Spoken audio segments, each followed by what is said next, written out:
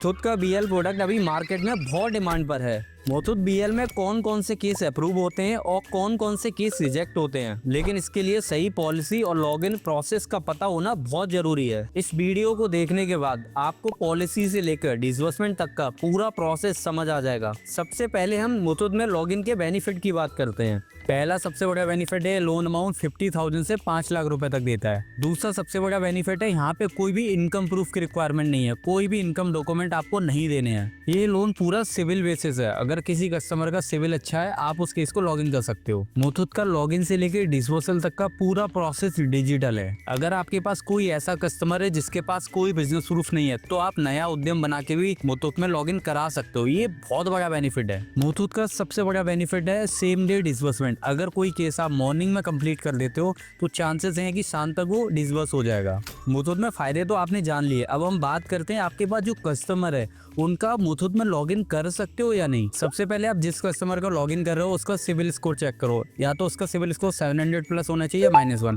अगर -1 होगा तो बैंक स्टेटमेंट अपलोड करना पड़ेगा। आप जिस भी कस्टमर का लॉगिन कर रहे हो उसकी शॉप पे प्रॉपर स्टॉक होना चाहिए और प्रॉपर बोर्ड लगा होना चाहिए, तो ये चीज भी आपको चेक करनी है। उसके बाद कस्टमर की एज चेक करनी है। उसकी एज 21 ईयर से 60 ईयर के बीच में होनी चाहिए। जिस भी कस्टमर का आप लॉगिन कर रहे हो उसका सिविल क्लीन होना चाहिए, कोई डिफॉल्ट या फिर डीपीडी या फिर कोई ओवरड्यू नहीं होना चाहिए। इसमें अभी आप ओनली सेल्फ एम्प्लॉयड केस को ही लॉगिन कर सकते हो, तो उन्हीं कस्टमर का लॉगिन करना जो सेल्फ एम्प्लॉयड है। जिस भी कस्टमर का आप लॉगिन कर रहे हो सबसे पहले उसका पिन कोड चेक करो। उसका पिन कोड सर्विसेबल होना चाहिए। जिस भी कस्टमर का आप लॉगिन कर रहे हो उसके सिविल में आप चेक करो लास्ट 1 मंथ में 5 से ज्यादा इंक्वायरी नहीं होनी चाहिए। अगर 5 से ज्यादा इंक्वायरी है तो केस रिजेक्ट हो जाएगा। जिस कस्टमर का आप लॉगिन कर रहे हो मुथूट में आप ये भी चेक करो लास्ट 6 मंथ में 3 से ज्यादा अनसिक्योर्ड लोन डिसबर्स नहीं हुए हो। अगर उस ऑलरेडी 4-5 लोन डिसबर्स करा चुका है 6 मंथ में देन वो केस नहीं होगा।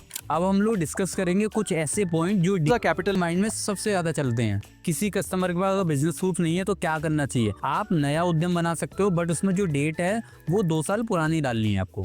जिस भी कस्टमर का आप लॉगिन कर रहे हो उसकी शॉप पे प्रॉपर फ्रेम वाला बोर्ड होना चाहिए और बोर्ड पे जो नाम है वही बिजनेस प्रूफ में नेम होना चाहिए। जब भी आप किसी कस्टमर का लॉगिन करोगे तो उसके स्टॉक भी प्रॉपर चेक कर लेना, स्टॉक भी होने चाहिए। बहुत सारे केसेस कम स्टॉक की वजह से भी रिजेक्ट हो जाते हैं। जिन बिजनेसेस में डेली कैश फ्लो है तो उनको तो लॉगिन करना ही करना है, उनके निकलने के चांसेस बहुत ज्यादा होते हैं। किसी भी कस्टमर का जब अप्लाई कर रहे हो तो आप चाहो अपने फोन से कर सकते हो, लैपटॉप से कर सकते हो या कस्टमर के फोन से भी कर सकते हो, इसमें कोई प्रॉब्लम नहीं है। अब हम लोग बात करेंगे जब आप लॉगिन करते हो तो कौन कौन से डॉक्यूमेंट की रिक्वायरमेंट होती है। पहला उसके पास पैन कार्ड होना चाहिए। दूसरा आधार कार्ड होना चाहिए, लाइव सेल्फी लगेगी, ईमेल आईडी होनी चाहिए, मोबाइल नंबर होना चाहिए और बिजनेस प्रूफ। अगर बिजनेस प्रूफ उसके पास नहीं है तो जैसे मैंने पहले बताया आप नया उद्यम बना सकते हो 2 ईयर ओल्ड डेट डाल करके और बैंक स्टेटमेंट, बट ये ऑप्शनल रहता है। मैंने कुछ चेकलिस्ट बनाई जिससे आप 30 सेकंड में ये पता कर सकते हो कि कस्टमर लॉगिन के लिए एलिजिबल है या नहीं। कस्टमर की एज हमेशा कंफर्म करो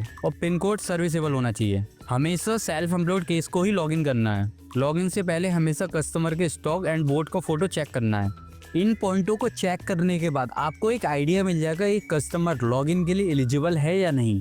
अब इस पार्ट में हम लोग डिस्कस करेंगे लॉगिन से लेकर डिसबर्सल तक की क्या जर्नी रहेगी। सबसे पहले आपको एक लिंक मिलेगा, उस पर आपको क्लिक करना है। जैसे ही आप क्लिक करोगे सबसे पहले पेज आपको ये ओपन होगा। यहाँ पे आपको कस्टमर का मोबाइल नंबर डालना है।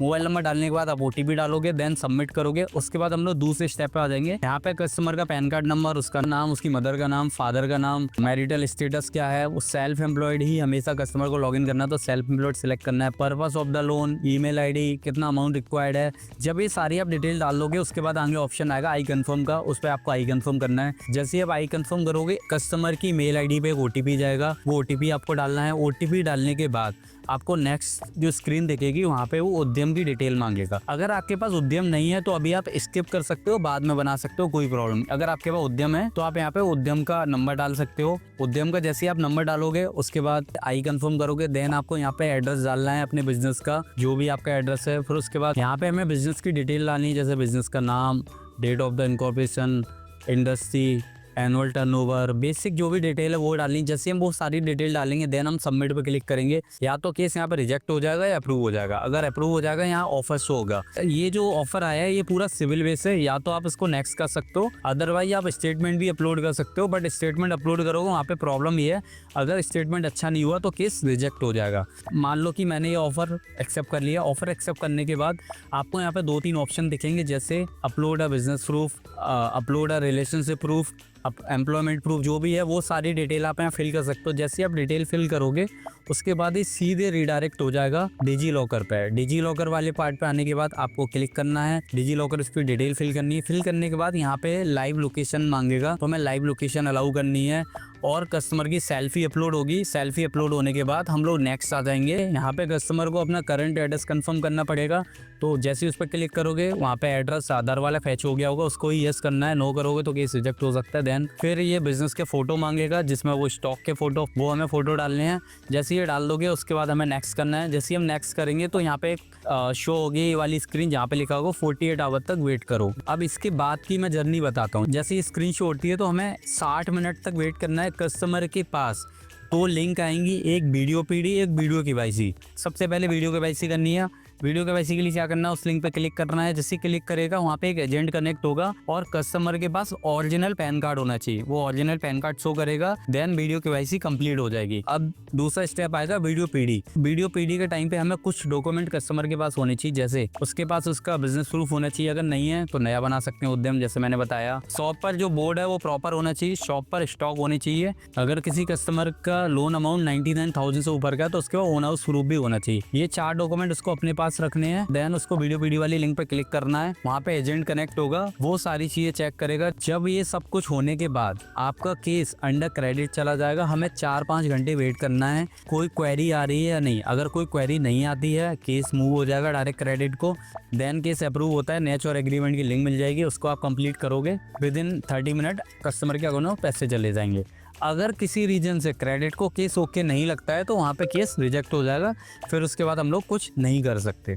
रिजेक्शन के कुछ रीजंस रहते हैं, जैसे उनको स्टॉक कम लगा, उनको बोर्ड पे जो फोटो है वो प्रॉपर नहीं लगा, या फिर उनको ऐसा लगा कि कुछ फ्रॉड हो रहा है, कुछ डॉक्यूमेंट मिसलीडिंग कर रहे हैं। कई लोग क्या करें, एक ही शॉप पे बार-बार वेरिफिकेशन कराते हैं। इस तरह का अगर उनको कुछ मिसलीडिंग या फिर फ्रॉड लगता है, उस केस में रिजेक्ट होता है। 90% केस में केस निकल जाए। अगर आपको मुथूट कैपिटल चाहिए तो आप हमसे कॉन्टैक्ट कर सकते हो, डिस्क्रिप्शन में लिंक है। हम लोग मुथूट के जो भी केस डिसबर्स होता है उसका पे आउट भी इंस्टेंट कराते हैं। अगर कोई केस आज डिसबर्स हुआ है तो 24 से 48 आवर में आपको उसका पे आउट मिल जाएगा।